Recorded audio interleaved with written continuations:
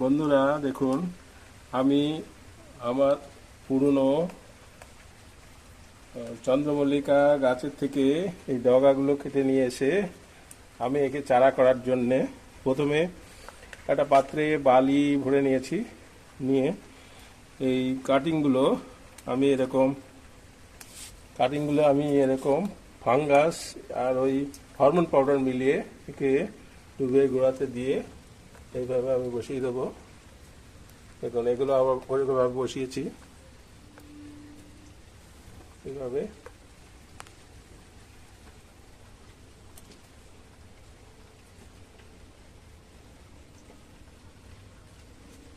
এই দেখুন, এইভাবে একে এই লাগানোর পরে দেখুন এরকম ভাবে একে আমরা এই ভিতরে রেখে দেবো যাতে জল লেগে পচে না যায়।